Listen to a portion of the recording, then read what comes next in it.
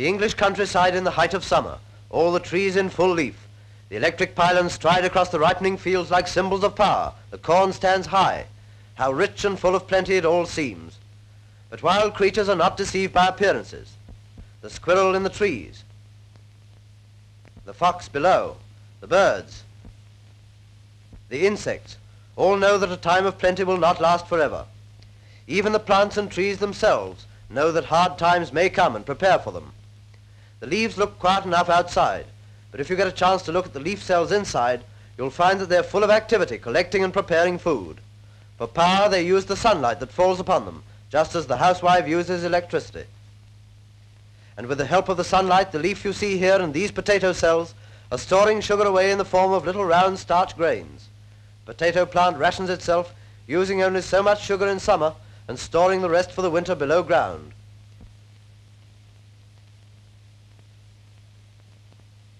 As the store grows, so the potato tuber gets bigger.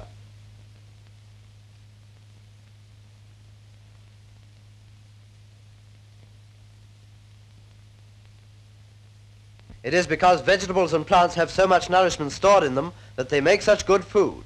For instance, on his cabbages the gardener is almost certain to find the wise snail tucking in before him. Close up, wise snail. And if it isn't a snail, it's a caterpillar. Caterpillars should be copied, for they are very economical feeders. They eat up every bit of the meal before them, as this devastated patch of plants shows. Rabbits, too, eat steadily, not wasting any bits. And cattle work pretty methodically through the meadow that is their week's ration. Sheep are very careful and economical feeders as well. But sometimes in the country you'll see a leaf with a hole cut out, and this bit hasn't been eaten. It's been cut out by the leaf cutter bee who is here at work.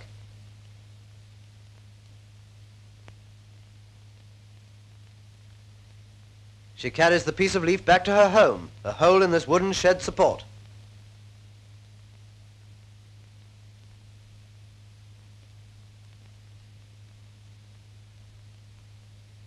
She drags the leaf inside, up all those stairs.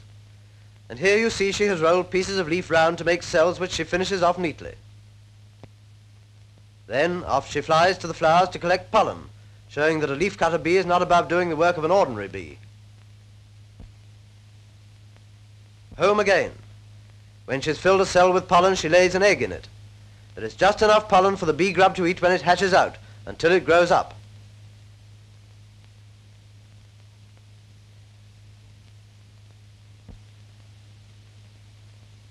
There's an egg on pollen on the right-hand side. Here is the grub full grown, and there's not a grain of pollen left, not a grain wasted.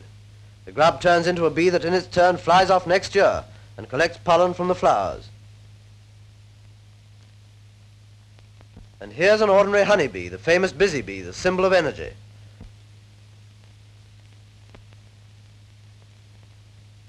Although the countryside and the gardens are full of flowers, the wise bee isn't led away into believing that because there seems to be plenty of food, you should eat the lot. No, the bees take the food they've collected home to the hive. Some bring honey, but the ones that are light-colored are covered with the pollen they've collected. Let him alone. Inside the hive, the bees put away their food into wax cells ready for the winter. But pollen and honey are foods that keep well if they're just sealed up with wax. The honey bees can make their stores easily. But what about their cousin, the sand wasp? Well, what about her? Here she is busily digging her store cupboard in the sand.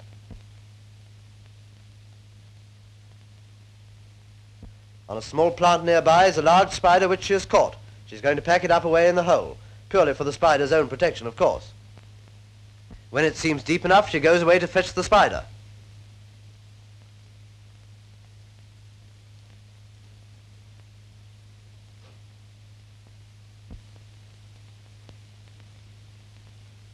Has anyone been interfering while she's been away? No, it looks all right down here. Where's that spider? Soon get her in now. What do you think you are, a cook?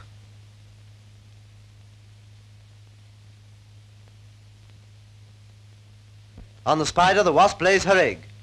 To keep the provision of food fresh for the grub that will hatch out, she has injected a preservative into the spider, so none of the baby's rations will be lost by going bad. Enough is provided and no more, and then Mother Wasp seals up the hole which is nursery and larder combined.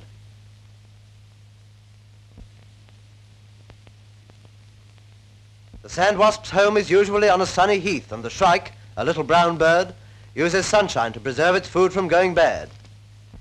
Inside a thorn bush, difficult to see, is the shrike's larder of sun-dried food, a shrew mouse, a bee impaled upon a thorn, wasps and bluebottles, all sun-dried and nourishing. The shrike catches enough food for its needs and wastes nothing by letting food go bad. Most wild creatures are careful not to waste food, for in the woods and hills food is hard to come by. On the edge of the wood is the sparrowhawk's nest. Father brings a meal, and Mother rations it out carefully among the 3 little hawks. The tough bits she eats herself rather than waste them. The food is carefully rationed among the babies, each being fed in turn.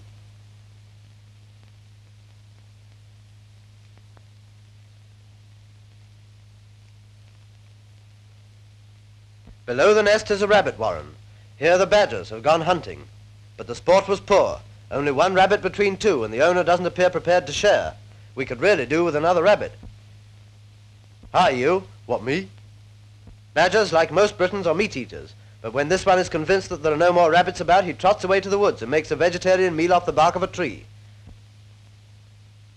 Judging by the tree when he's finished, he must have had as much nourishment as if he'd eaten 10 rabbits. Prowling round the hedgerows is the polecat, a confirmed egg-eater. He'll eat eggs as long as they're available, hang the expense. But when the egg season is over, the polecat is very adaptable.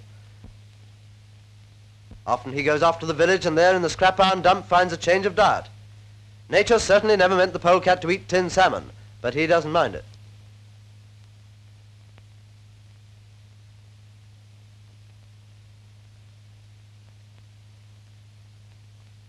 As the autumn comes on, the woods are full of berries of all kinds, sloes and crab apples, nuts and acorns.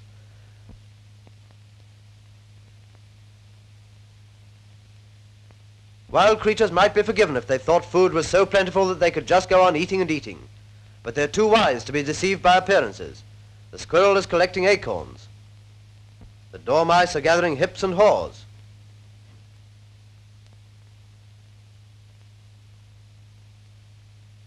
So when the last leaves fall and winter comes, the wild creatures sleep safely through the hard times with their stores of food ready for emergencies.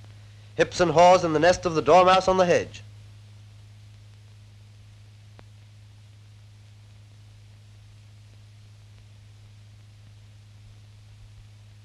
The squirrel, in its dray among the branches, has a larder of nuts and acorns. Inside the hive, the community of the bees is safe, and in the winter of war, the government is playing its part for us. Like the bees, the Ministry of Food is collecting food, planning its use, storing it for the whole community. Well, we have enough flour for this district, and sugar, and what about meat? Well, oh yeah.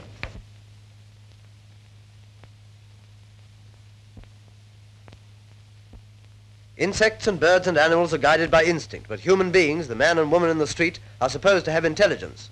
You, sir. What, me? Are you as wise as the badger that eats vegetables when it can't get meat? You can't always reckon to have as much meat as that, you know.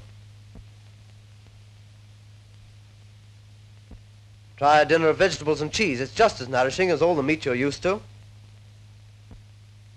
It's not bad, is it? No, it's obviously pretty good. Go on, don't be fussy. His wife's moving dishes into the kitchen. And what's she up to now? You, madam, wait a minute with all those cabbage leaves and potato peelings. Aren't you as sensible as the caterpillar that eats up all its vegetable food? Don't waste all those, they're good. Make them into vegetable soup and stock, don't waste them.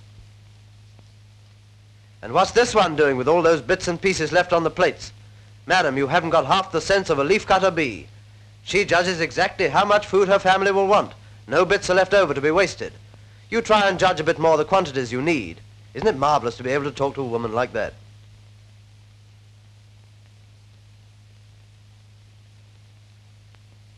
Gone bad, has it? It's criminal to waste food like this. Think of the sand wasp. She doesn't waste her spider like that, she preserves it. You should have put your pie carefully away in a cool larder. or better still, put food into a refrigerator. Remember her? She's the sparrowhawk. She makes the family rations go as far as possible.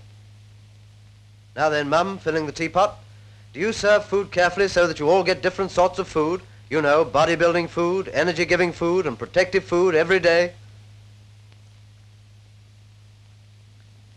And you, Dad, do you eat plenty of green vegetables? Are you as wise as this rabbit? Blimey, he is a rabbit.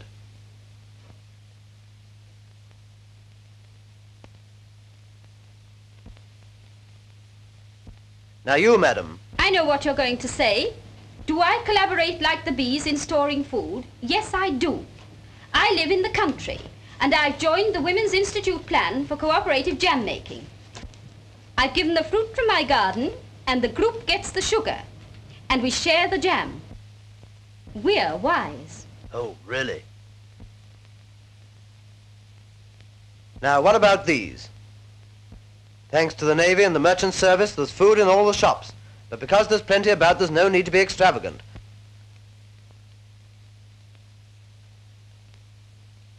Can he really want all these? You're not as wise as the dormice or squirrels who are economical in the midst of plenty. You buy stuff just because you see it in the shops. Well, really, we don't like to say too much in case that woman is still hanging about, but human beings are supposed to be intelligent.